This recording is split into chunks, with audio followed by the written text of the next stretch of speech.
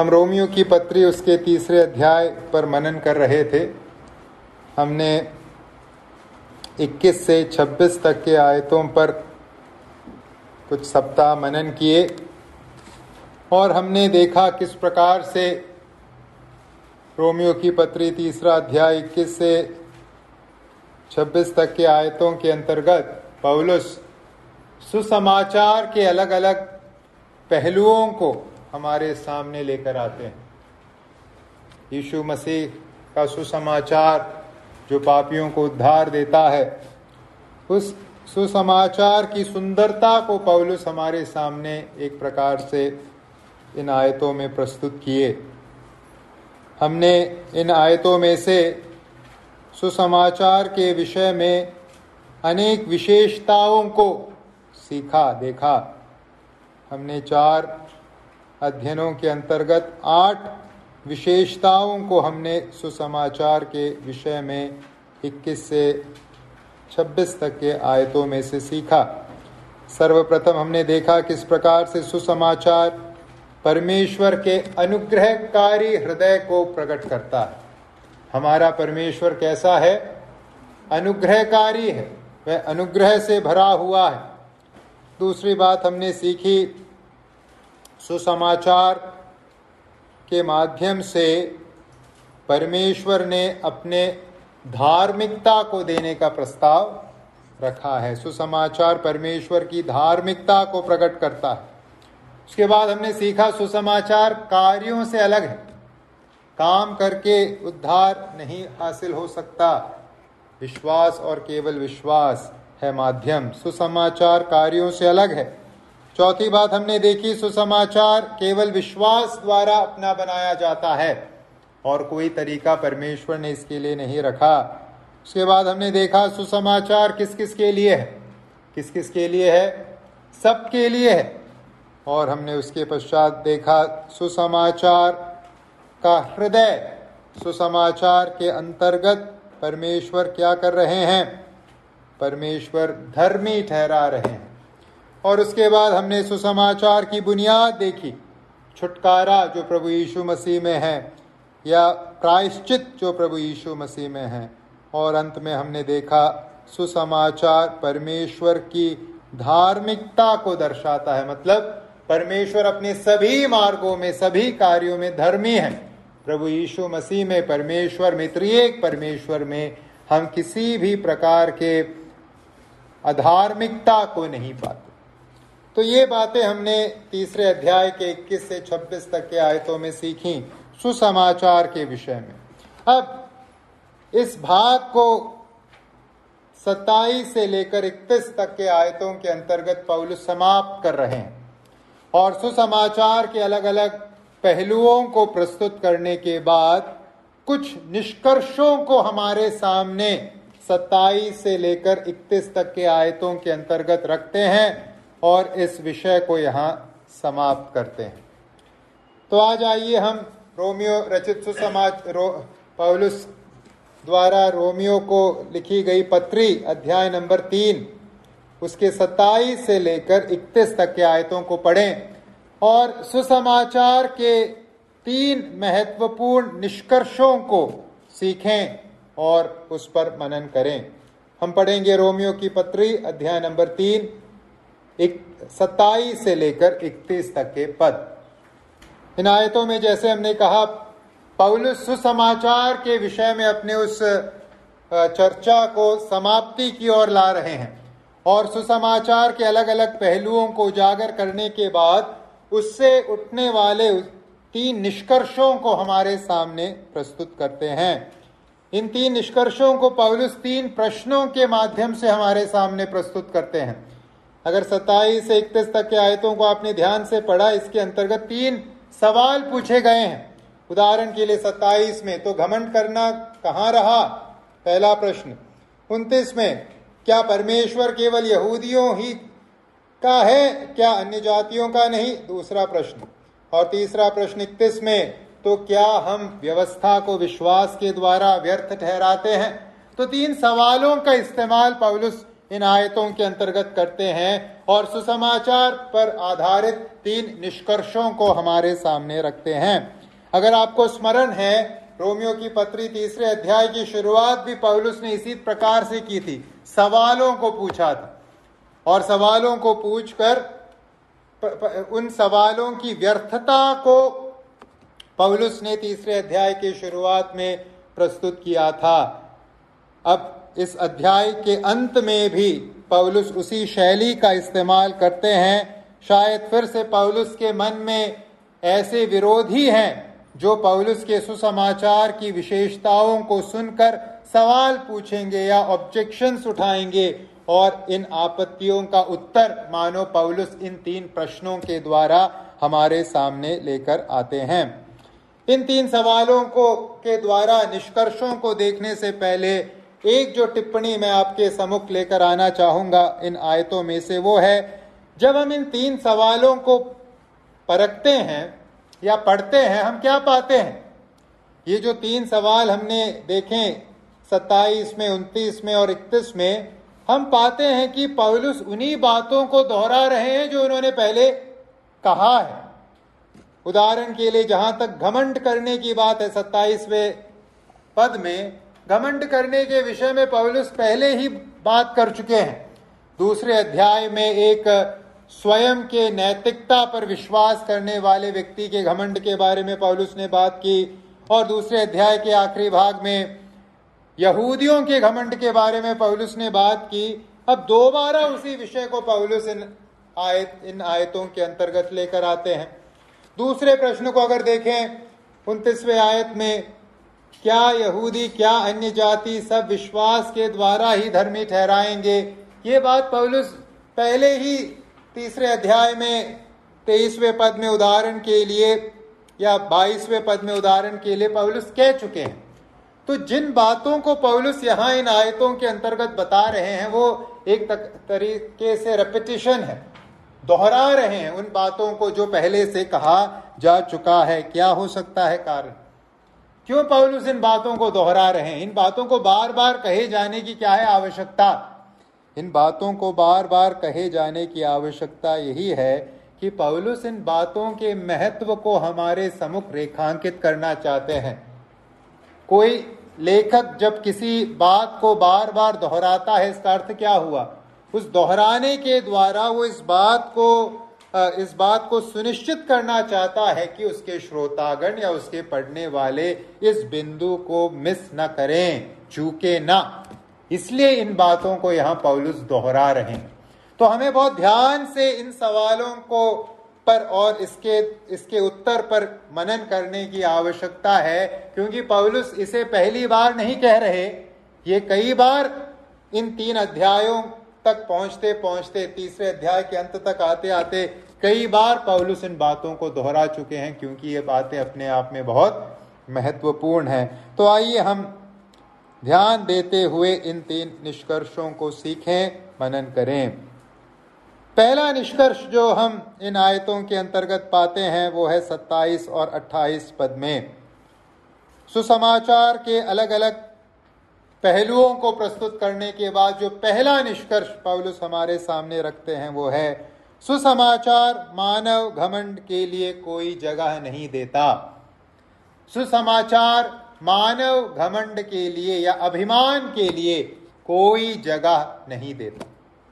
जब हम इस संसार के धर्मों को परखते हैं, मनुष्यों द्वारा आविष्कृत धर्मों को जब हम परखते हैं, हम क्या पाते हैं?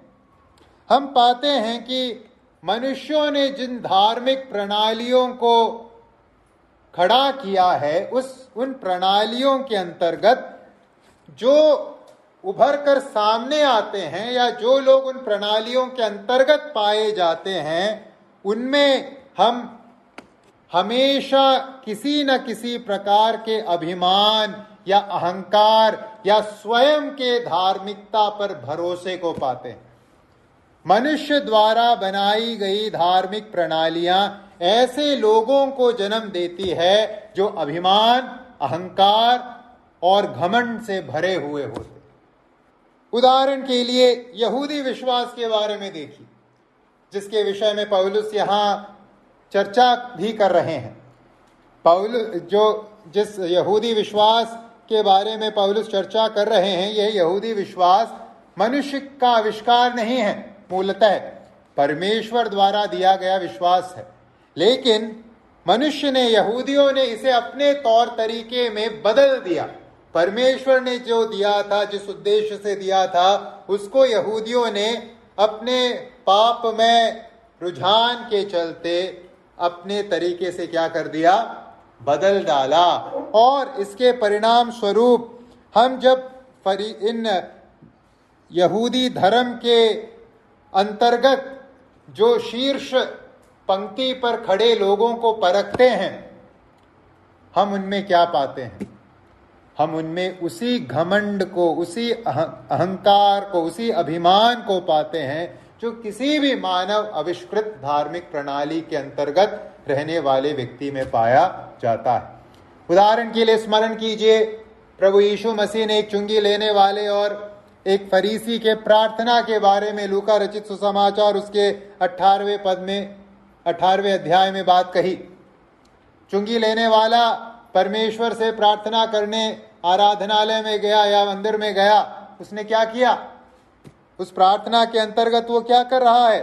18 के 11 और 12 में हम पढ़ते हैं, फरीसी खड़ा होकर अपने मन में यो प्रार्थना करने लगा, हे परमेश्वर, मैं तेरा धन्यवाद करता हूं कि मैं दूसरे मनुष्यों के समान अंधेर करने वाला, अन्यायी और व्यभिचारी नहीं।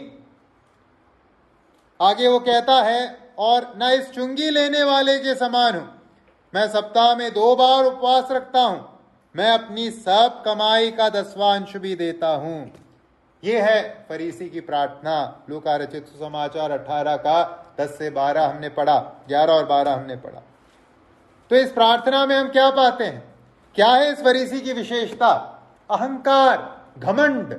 उसके अंदर अपने आप को लेकर एक बहुत ऊंची भावना है और वो प्रार्थना के रूप में परमेश्वर के सामने क्या रख रहा है?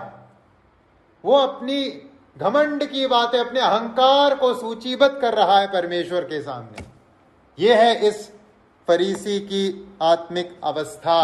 वो घमंड से, स्वयं के धार्मिकता पर भरोसे से भरा हुआ व्यक्ति है।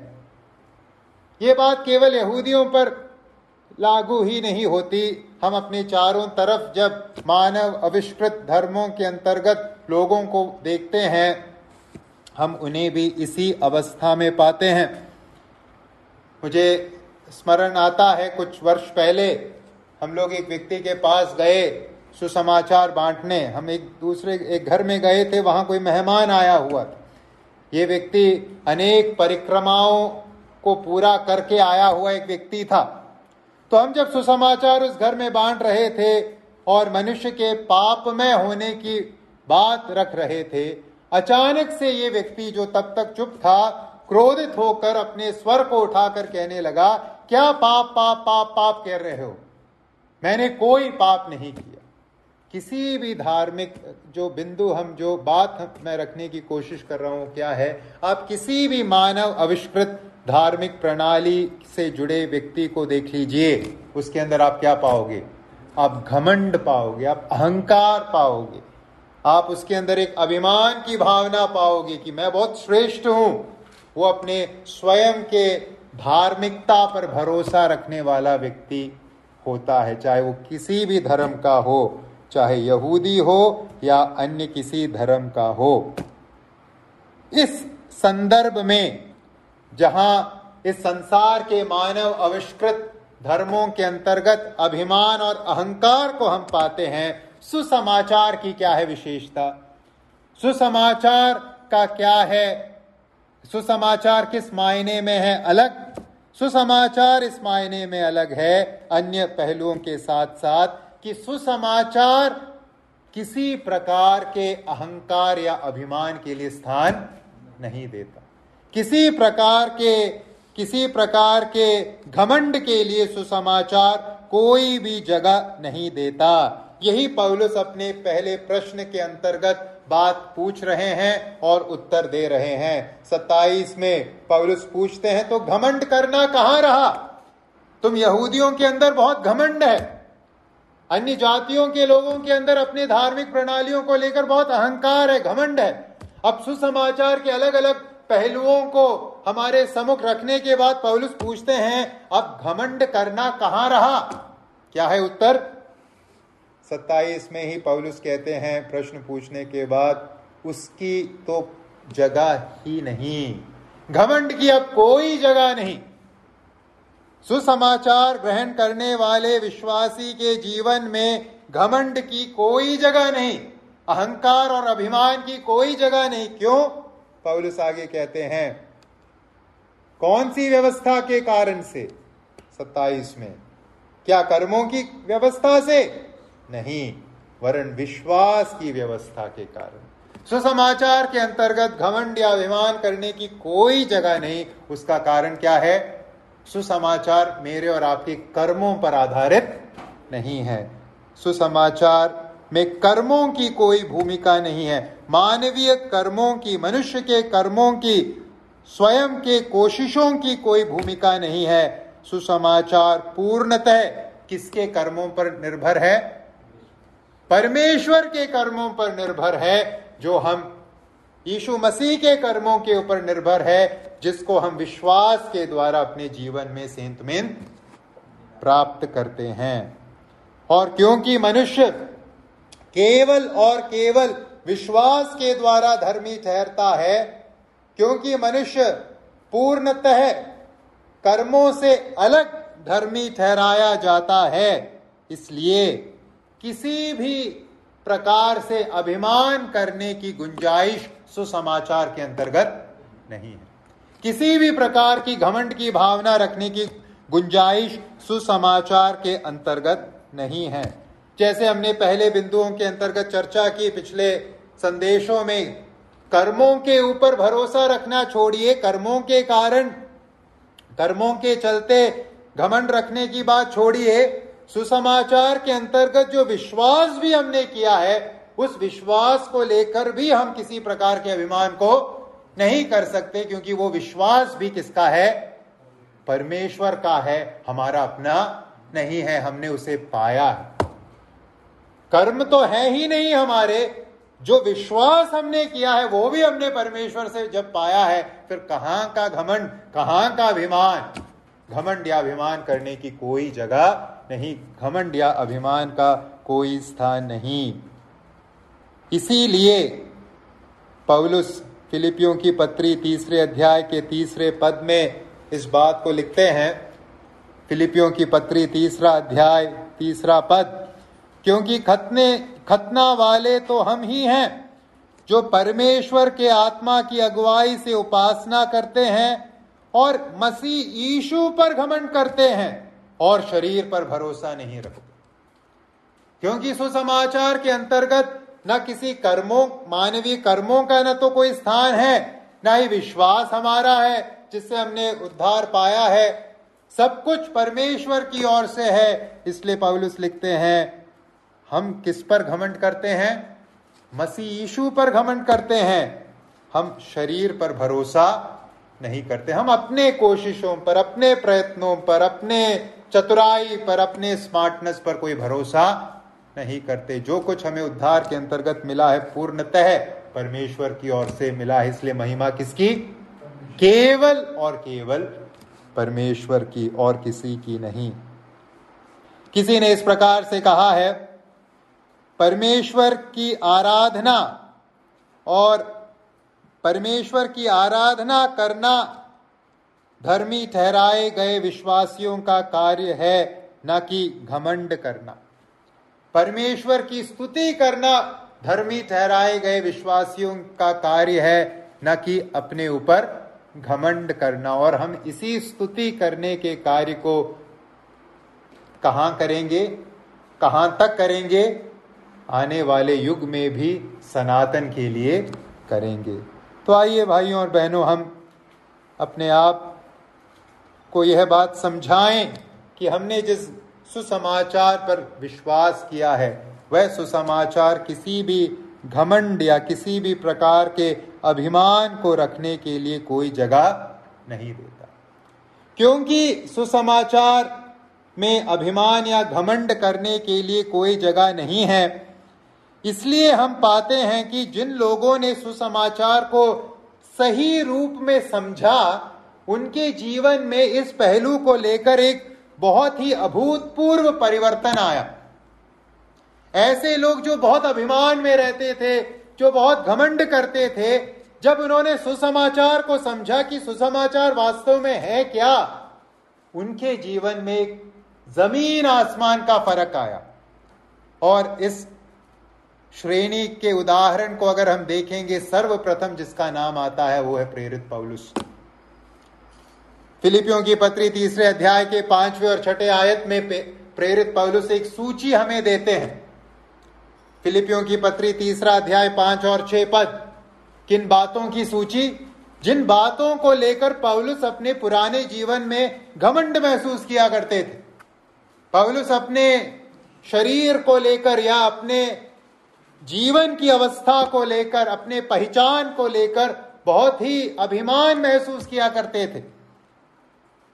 3 अध्याय के, फिलिपियों 3 अध्याय के 5वें और 6वें आयतों में पौलुस एक एक करके उन बातों को सूचीबद्ध कर रहे हैं। क्या थी बातें जिनको लेकर पौलुस अभिमान महसूस किया करते थे?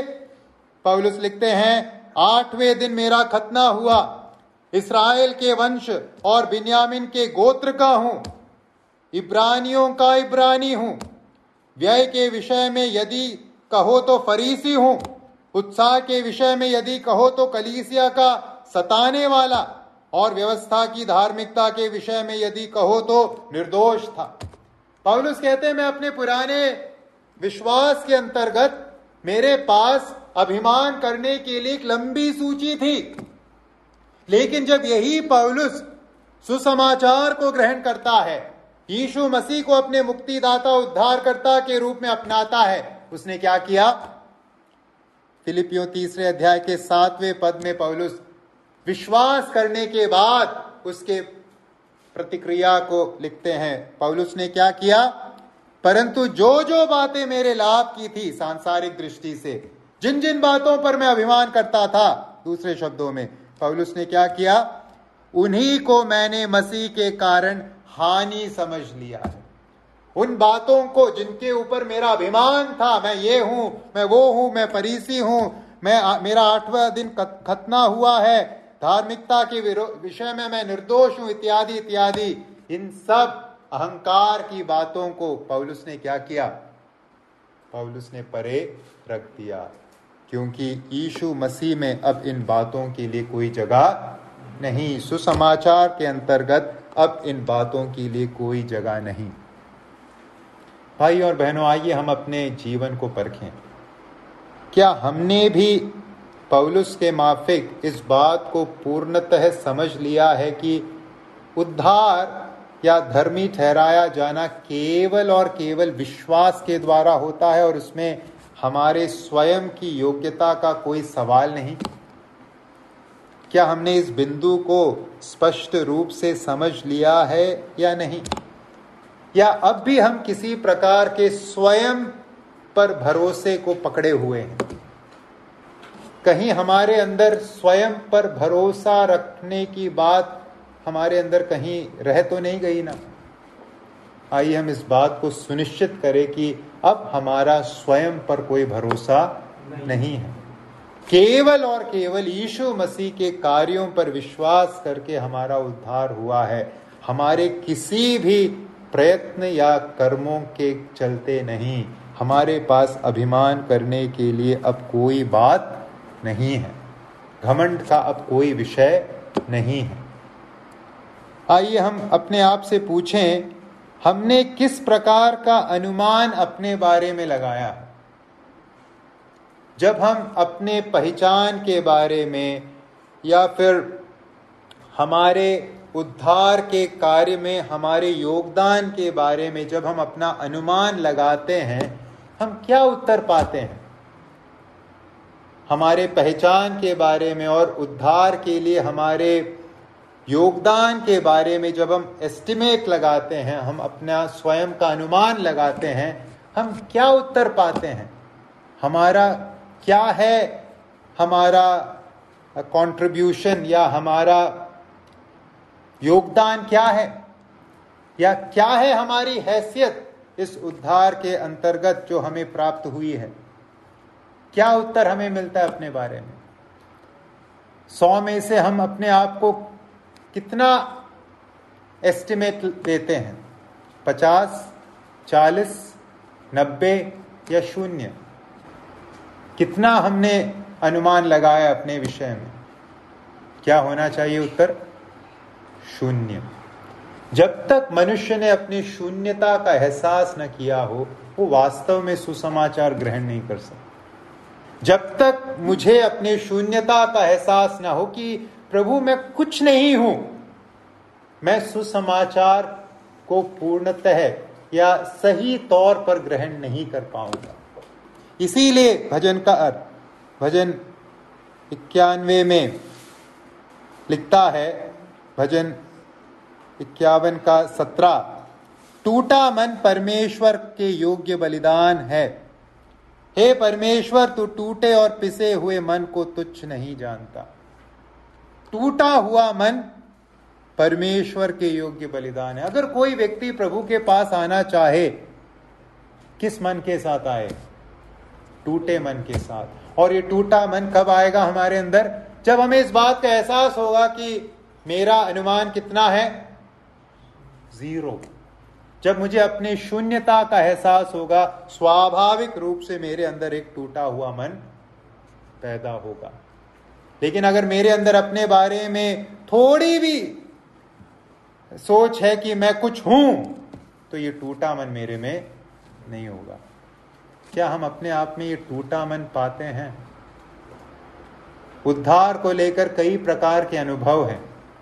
एक जो अनिवार्य अनुभव है, जिसका लेना देना उद्धार के साथ है, वो है इस टूटे मन का एहसास, अपनी शून्यता का एहसास। प्रभु जी मुझसे नहीं होगा, मेरे में कुछ नहीं है कि मैं आपके इस उद्धार को पाऊं। इस बात का एहसास एक बहुत महत्वपूर्ण मसीही अनुभव है। क्या आपको स्मरण आता है कि आप ऐसे एक अनुभव से गुजरे हो? कभी आपने अपने आंसुओं को बहाया है इस बात को सोचकर कि मैं शून्य हूं प्रभु जी? ये तो आपकी का अनुग्रह है कि आपने मुझ जैसे व्यक्ति को बचाया है। मेरे में क्या है योग्यता कि आपने मुझ जैसे व्यक्ति पर अपने करुणा को दर्शाया? क्या इस प्रकार का टूटा मन आपने अपने अंदर कभी न कभी पाया है? जिस किसी ने इस टूटे मन के एहसास को अपने अंदर रखा है, वो क्या कहेगा?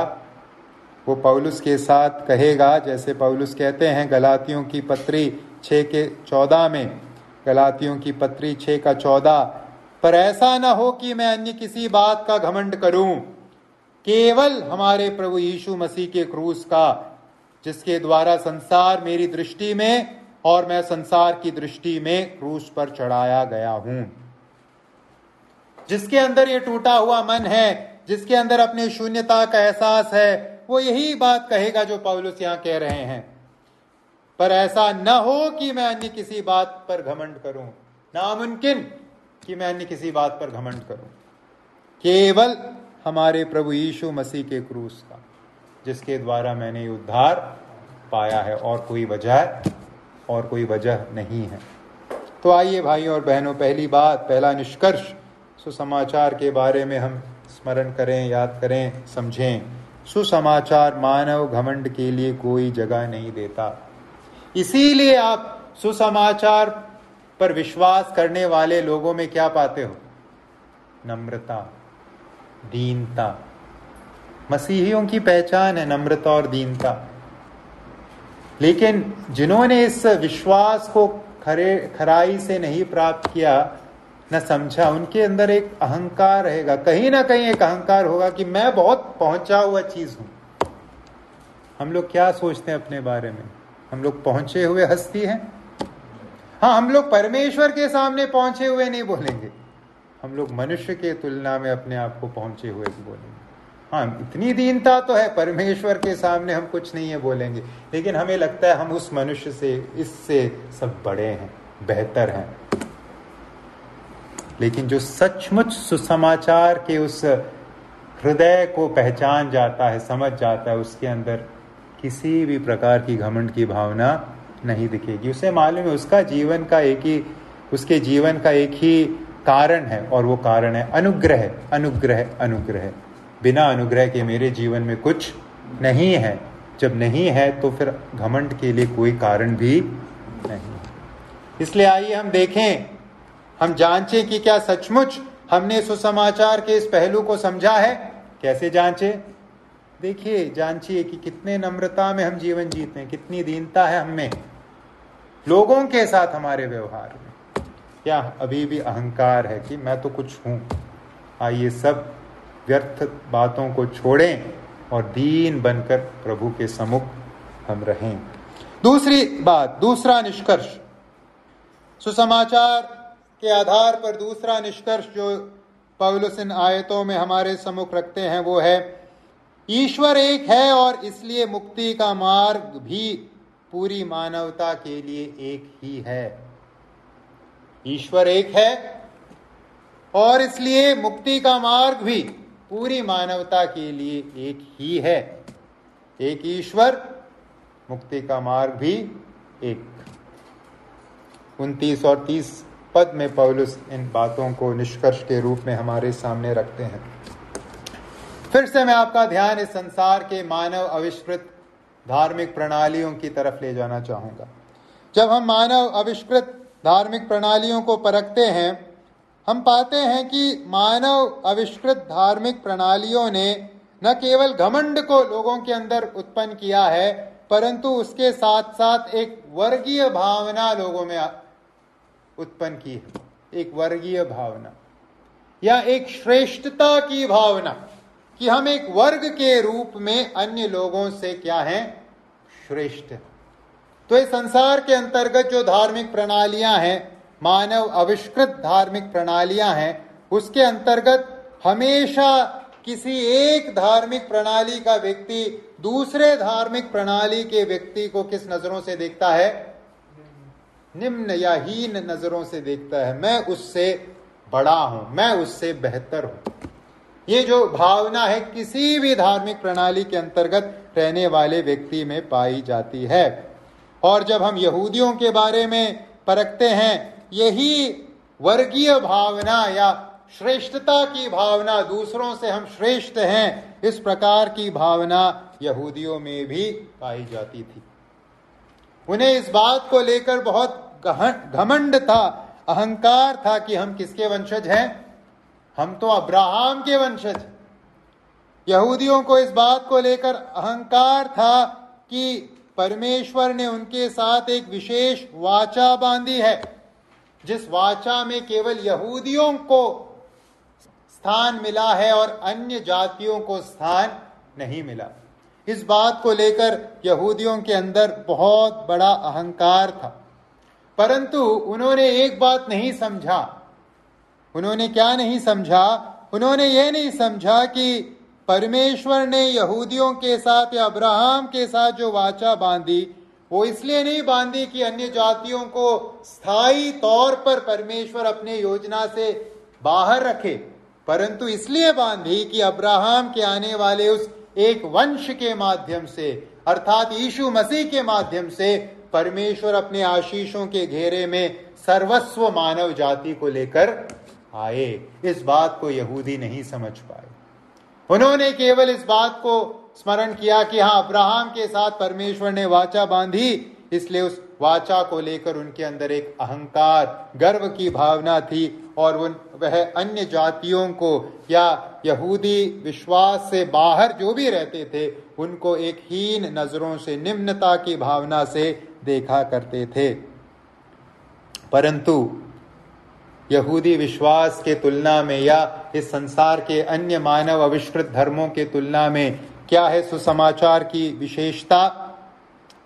क्या निष्कर्ष हमारे सामने पौलुस रखते हैं? सुसमाचार बांटने वाले, भेदभाव दर्शाने वाले सभी मानवीय कारणों को क्या कर देता है? नष्ट कर देता है, तोड़ देता है, और हर एक व्यक्ति को सुसमाचार एक ही स्तर पर लेके खड़ा कर देता है।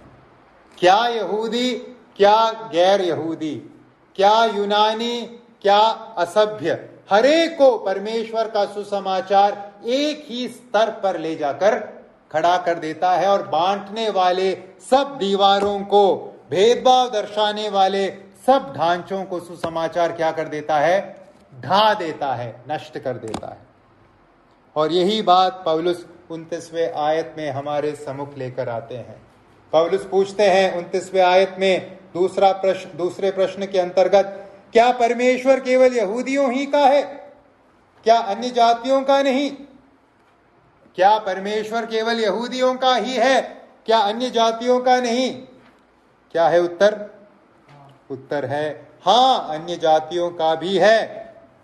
परमेश्वर किसी चुने हुए लोगों का परमेश्वर मात्र नहीं है। परमेश्वर केवल यहूदियों का परमेश्वर मात्र नहीं है, परमेश्वर अन्य जातियों का भी परमेश्वर है। परमेश्वर सभी संपूर्ण मानव जाति का परमेश्वर है। और क्योंकि परमेश्वर एक है, जैसे 30वें आयत में लिखा है, क्योंकि एक ही परमेश्वर है। परमेश्वर कितने हैं? परमेश्वर एक ही है। और क्योंकि एक ही परमेश्वर संपूर्ण मानव जाति का परमेश्वर है, इसलिए उद्धार का रास्ता कितना है? उद्धार का रास्ता भी एक है। बिना भेदभाव के एक ही उद्धार के मार्ग को एकलौते परमेश्वर ने संपूर्ण मानव जाति को दिया है। और वह एकलौता उद्धार का मार्ग क्या है? विश्वास। चाहे अन्य जाति हो, चाहे यहूदी हो, विश्वास के द्वारा ही धर्मी ठहरेगा, अन्य कोई मार्ग नहीं है। गौर कीजिए, यहां पौलुस जो बात कहते हैं, पवित्र आत्मा प्रभु की अगुवाई में, वो इस संसार के कहे जाने वाले एक बहुत ही साधारण सामान्य कथन के एकदम विपरीत है। संसार में हमें क्या सुनने को मिलता है? संसार में हमें सुनने को मिलता है परमेश्वर एक है, लेकिन उस एक परमेश्वर तक पहुंचने के रास्ते अलग अलग हैं। पौलुस क्या कहते हैं? परमेश्वर एक है और उस परमेश्वर से जुड़ने का रास्ता भी एक है। चाहे आप यहूदी हो, चाहे आप अन्य जाति के हो, चाहे आप कोई भी हो, रास्ता एक ही है और उस रास्ते का नाम है विश्वास। तो भाइयों और बहनों, इस बात को आइए हम सीखें, समझें कि प्रभु एक है और एक प्रभु से जुड़ने का मार्ग भी एक है। इस गलतफहमी में न रहें कि प्रभु एक है लेकिन जाने के मार्ग अलग अलग हैं। प्रभु ने एक ही मार्ग निर्धारित किया है, एक ही मार्ग ठहराया है, और वह विश्वास का मार्ग। अगर हम इस ठहराए हुए निर्धारित मार्ग से हटकर अन्य किसी मार्ग पर खड़े हैं, आज हम नरक की तरफ जाने की खतरे में हैं। इसलिए आइए हम सचेत हों और फिर कर लौट कर उस मार्ग पर आएं जिसे परमेश्वर ने अपने लिए, अपने अनुग्रह में हमारे लिए ठहराया है। याद कीजिए प्रभु यीशु मसीह ने क्या कहा? यूहन्ना रचित सुसमाचार 14:6 चिरपरिचित वचन, मार्ग और सत्य और जीवन मैं ही हूं। आगे, बिना मेरे द्वारा कोई पिता के पास नहीं पहुंच सकता। बिना मेरे द्वारा और कोई द्वार और कोई मार्ग और कोई तरीका नहीं है। मुझ पर विश्वास, केवल और केवल विश्वास, एकलौता तरीका है जो एकलौते परमेश्वर ने मानव जाति के लिए ठहराया है।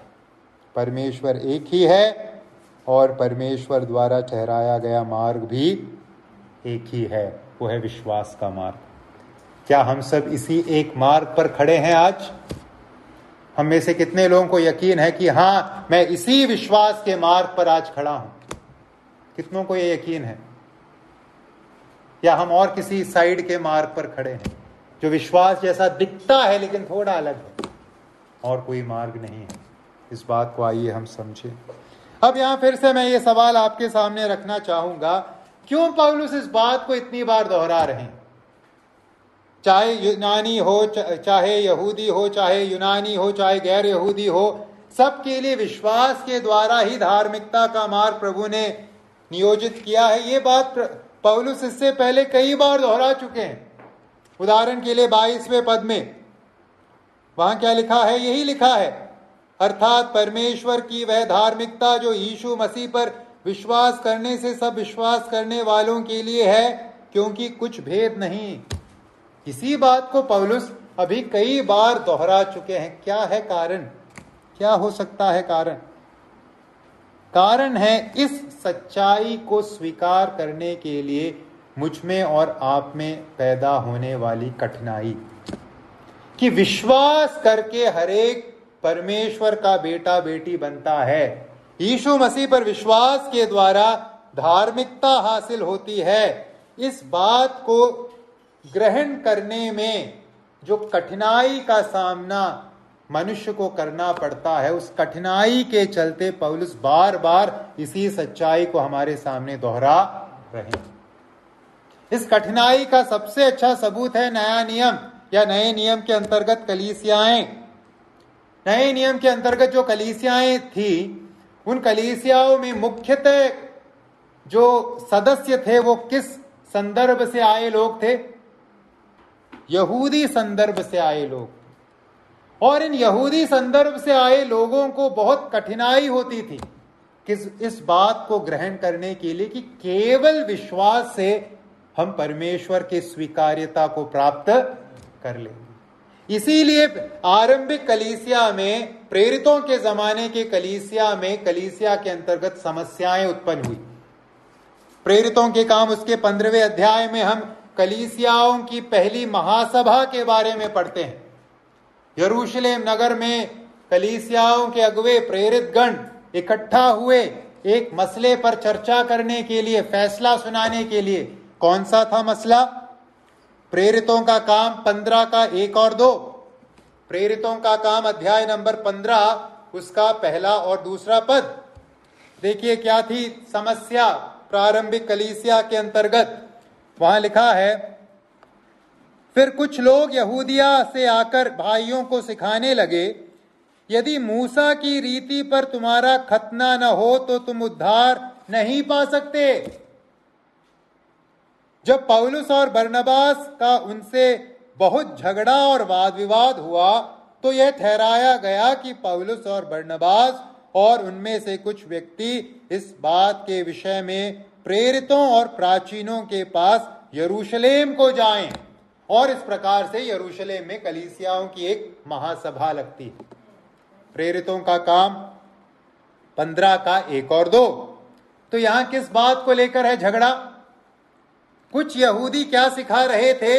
केवल विश्वास करना उद्धार पाने के लिए काफी नहीं है। क्या करना होगा? यहूदी रीतियों को भी जोड़ना होगा।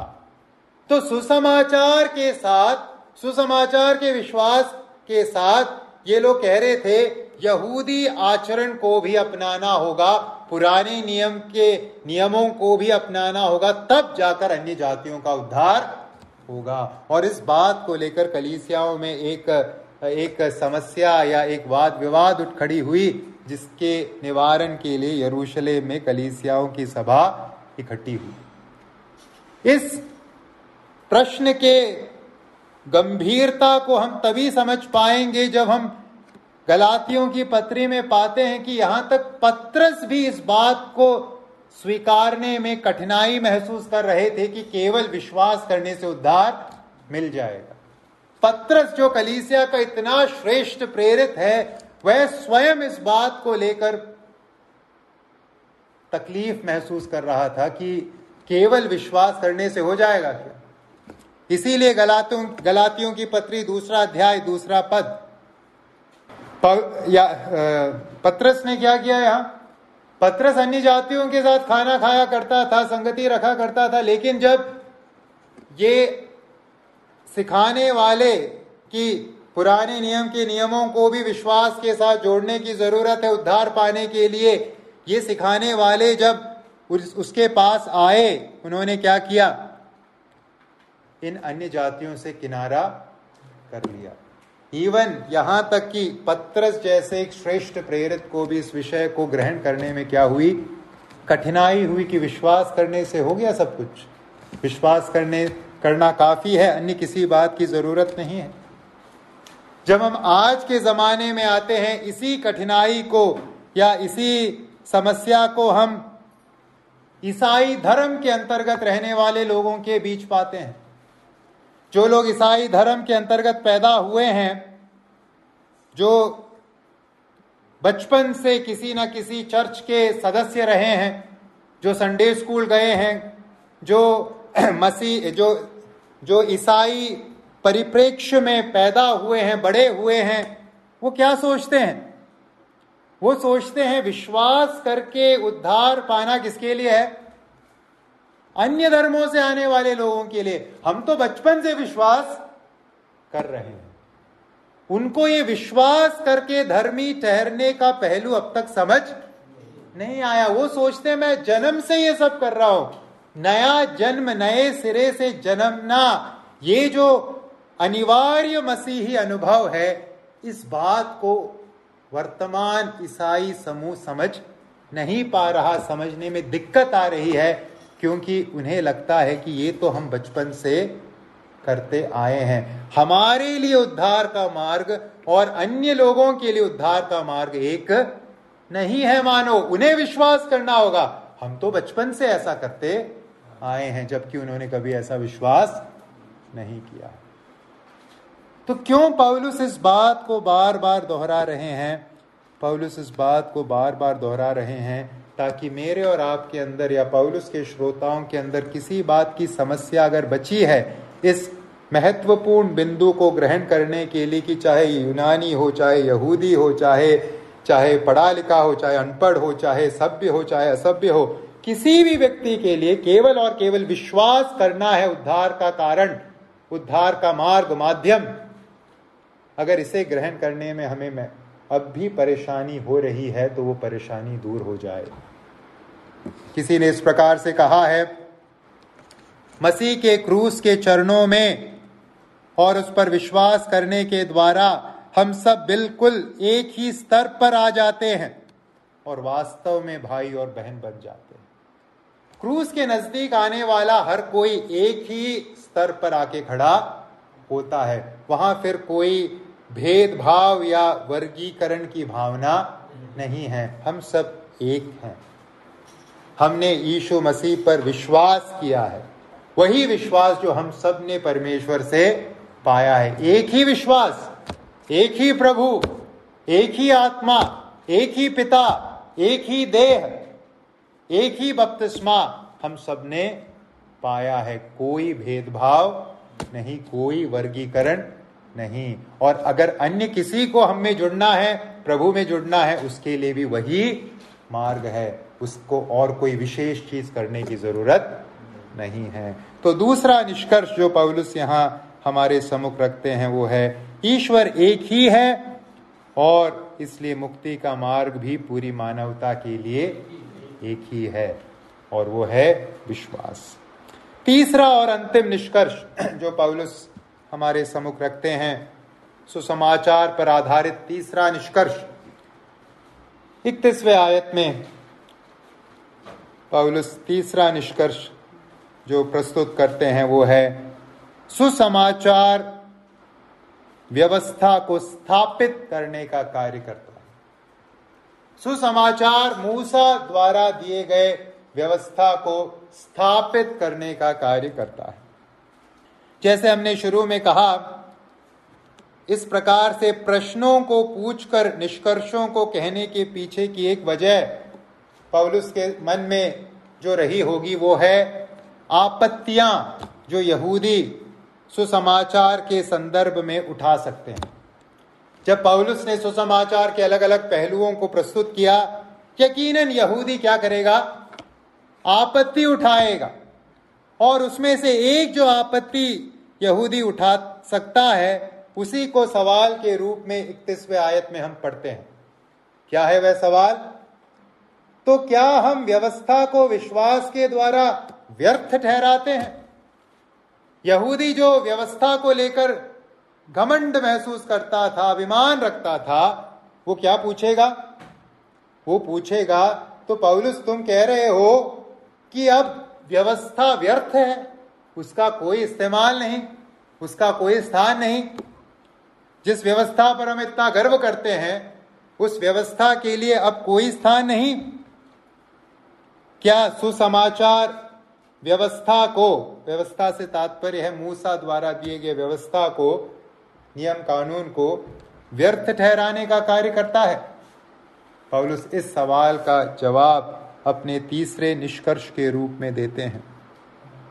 जब ये सवाल पूछा गया है कि क्या व्यवस्था को विश्वास के द्वारा व्यर्थ ठहराया जाता है, इस सवाल में दो पहलू शामिल हैं। एक है व्यवस्था के अंतर्गत जो परमेश्वर से संबंध रखने के लिए नियम कानून दिए गए थे, जैसे बलिदान, जैसे सप्त, या फिर अलग अलग त्योहार जो पुराने नियम के अंतर्गत दिए गए थे, क्या अब उसका कोई स्थान नहीं? ये पहला सवाल है। और इसी सवाल का दूसरा एक पहलू है कि व्यवस्था के अंतर्गत मूसा ने नैतिक नियम और कानून भी तो दिए थे, 10 आज्ञाएं दी थी। तो क्या अब नैतिक नियमों और कानूनों को भी पालन करने की कोई जरूरत नहीं, क्योंकि अब तो विश्वास कर लिया है, धर्मी ठहर गए हैं? पौलुस इन दोनों बातों का उत्तर एक ही कथन में हमें यहां देते हैं। क्या सुसमाचार व्यवस्था को खारिज कर देता है? हमने सुसमाचार को ग्रहण कर लिया तो अब पुराने नियम में जो बलिदान दिए गए थे, पुराने नियम में जो त्योहार दिए गए थे, पुराने नियम में जो धार्मिक रीतियां दी गई थी, उसका क्या स्थान अब? और पुराने नियम के अंतर्गत, व्यवस्था के अंतर्गत जो नियम दिए थे, नैतिक नियम दिए थे, अब क्या हम उसका पालन भी ना करें? झूठ ना बोलो, व्यभिचार ना करो, चोरी ना करो, झूठी साक्षी ना दो, ये सब क्या पालन करने, माता पिता का आदर करो, इन सब को अब मानने की जरूरत नहीं कि अब हमने विश्वास कर लिया है। पौलुस क्या उत्तर देते हैं? पौलुस उत्तर देते हैं कदापि नहीं। कदापि नहीं मतलब एक स्ट्रॉन्ग नेगेटिव, एक बहुत ही जोर देकर पौलुस कहते हैं बिल्कुल नहीं। सुसमाचार व्यवस्था को खारिज करने का काम नहीं करता। फिर क्या करता है?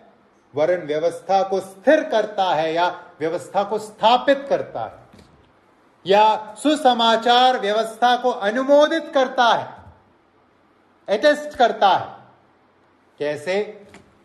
सुसमाचार किस प्रकार से व्यवस्था को अनुमोदित करता है, स्थिर करता है, स्थापित करता है?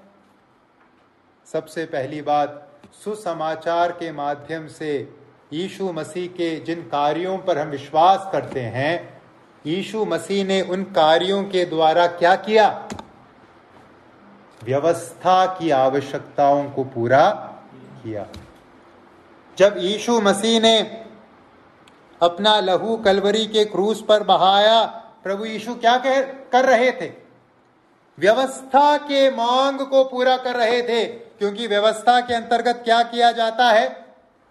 व्यवस्था के अंतर्गत बिना लहू बहाए पापों का छुटकारा नहीं है, ये व्यवस्था की मांग। और यीशु मसीह ने क्या किया? व्यवस्था को खारिज नहीं किया, व्यवस्था को पूरा किया। कैसे? अपना लहू बहाकर। व्यवस्था में हम क्या पाते हैं? व्यवस्था के अंतर्गत हम परमेश्वर के प्रतिशोध को पाते हैं, परमेश्वर के धर्म में क्रोध को पाते हैं। जहां व्यवस्था का उल्लंघन है वहां क्या आएगा? परमेश्वर का धर्म में क्रोध। यीशु मसीह ने क्या किया? क्या व्यवस्था को खारिज किया या पूरा किया? प्रभु यीशु मसीह ने व्यवस्था को पूरा किया। कैसे? परमेश्वर के उस धर्म में क्रोध को यीशु मसीह ने स्वयं अपने ऊपर लेकर उस क्रोध को शांत करने का कार्य किया। यीशु मसीह के जन्म के बारे में हम क्या पढ़ते हैं? गलातियों 4:4 में प्रभु यीशु मसीह के जन्म के बारे में लिखा है, गलातियों 4:4, परंतु जब समय पूरा हुआ तो परमेश्वर ने अपने पुत्र को भेजा जो स्त्री से जन्मा और व्यवस्था के अधीन उत्पन्न हुआ। यीशु मसीह व्यवस्था के अधीन संसार में आए और व्यवस्था से संबंध रखने वाले सभी मांगों को यीशु मसीह ने क्या किया? पूरा किया, 100% पूरा किया। इसीलिए हम पाते हैं जब यीशु मसीह के विरोधी उनके विरुद्ध आरोप लेकर आ रहे थे, उनके पास सत्य बोलने के लिए कुछ आरोप नहीं था, क्योंकि यीशु मसीह में उन्होंने किसी भी प्रकार से व्यवस्था का उल्लंघन नहीं पाया। उन्हें किसका सहारा लेना पड़ा? झूठे गवाहों का सहारा लेना तो यीशु मसीह ने अपने जीवन के द्वारा सुसमाचार के सब मांगों को क्या किया है? पूरा किया है। इसलिए जब एक व्यक्ति यीशु मसीह के सुसमाचार पर विश्वास करता है, वो क्या कर रहा है? विश्वास क्या व्यवस्था को खारिज कर रहा है? नहीं, विश्वास करने वाला व्यवस्था को क्या कर रहा है? स्थापित कर रहा है, क्योंकि यीशु मसीह ने इस व्यवस्था को पूरा किया है। और इस प्रश्न का दूसरा पहलू, क्या व्यवस्था पर सुसमाचार पर विश्वास करने से अब हम नैतिक नियमों को पूरा करने से अब छूट गए हैं क्या? रिहा हो गए हैं क्या? क्योंकि विश्वास से धर्मी ठहरे तो अब परमेश्वर के नैतिक नियमों को जो व्यवस्था के अंतर्गत किया गया है, क्या हम उसे पूरा न करें? आवश्यकता चली गई? कदापि नहीं। फिर से उत्तर है कदापि नहीं। रोमियो की पत्री 8वें अध्याय के 4 आयत में पौलुस क्या लिखते हैं? अब जो विश्वास के द्वारा उद्धार पाए लोग हैं, वो कैसा जीवन जीते हैं? रोमियो 8:4 में लिखा है, इसलिए कि व्यवस्था की विधि हम में जो शरीर के अनुसार नहीं वरन आत्मा के अनुसार चलते हैं पूरी की जाए। तो हम जो आज विश्वास करके उद्धार पाए हैं और हमारे अंदर पवित्र आत्मा परमेश्वर वास करते हैं, पवित्र आत्मा का सामर्थ्य हमें मिला है, किस कारण मिला है? क्या पूरा करने? उन विधियों को, उन नियमों को, उन नैतिक नियमों को पूरा करने के लिए जिसकी अपेक्षा परमेश्वर मुझसे और आपसे करते हैं। हमें उद्धार मिला है मन मर्जी के मार्ग पर चलने के लिए नहीं, परंतु उस धार्मिकता के मार्ग पर चलने के लिए जिसे परमेश्वर ने मेरे लिए, आपके लिए ठहराया है। तो दोनों तरीके से जब हम इस सवाल को परखते हैं, क्या उद्धार, विश्वास जिससे उद्धार मिलता है, वह क्या व्यवस्था को खारिज कर देता है? उत्तर है कदापि नहीं। यीशु मसीह ने व्यवस्था के आवश्यकताओं को पूर्णतः पूरा किया। जैसे यीशु मसीह ने मत्ती रचित सुसमाचार 17:18 में स्वयं कहा, मैं इसलिए नहीं आया कि भविष्यद्वक्ताओं और व्यवस्था की पुस्तकों को लोप करूं, परंतु क्यों आया? पूरा करने आया। तो यीशु मसीह ने व्यवस्था को पूरा किया और यीशु मसीह पर विश्वास करके धर्मी ठहरे लोग क्या करते हैं? उस धार्मिकता के मार्ग पर चलकर नैतिकता के मांग को पूरा करते हैं। तो ये है तीसरा निष्कर्ष जो पौलुस हमारे सम्मुख रखते हैं। व्यवस्था को सुसमाचार स्थापित करता है। इसलिए जो सुसमाचार को सचमुच ग्रहण करता है वो अधर्मी जीवन नहीं जी सकता, क्योंकि वो उसे धार्मिकता के लिए प्रभु ने चुना है, बचाया है। वो प्रभु के नियमों और कानूनों के अंतर्गत जीवन जीता है। तो आइए हम इन 3 निष्कर्षों को अपने मन में रखें। क्या सीखा हमने? विश्वास के द्वारा पापी धर्मी ठहराया जाएगा। इस सुसमाचार के आधार पर 3 जो निष्कर्ष हैं, क्या हैं? सुसमाचार में घमंड के लिए कोई स्थान नहीं है। दीनता, नम्रता, यह है उन लोगों की विशेषता जिन्होंने सुसमाचार ग्रहण किया है। दूसरी बात, मुक्ति का मार्ग और ईश्वर दोनों एक ही है, और वो है विश्वास। चाहे हम कोई भी क्यों ना हो, विश्वास और केवल विश्वास उद्धार देता है। और तीसरी बात, सुसमाचार पुराने नियम को खारिज नहीं करता, सुसमाचार पुराने नियम को स्थापित करता है, अनुमोदित करता है। तो आइए हम अपने जीवन के द्वारा नैतिकता के मांग को पूरा करें और प्रभु के धार्मिकता के मार्ग पर आगे बढ़ें। प्रभु मेरी और आपकी सहायता करें।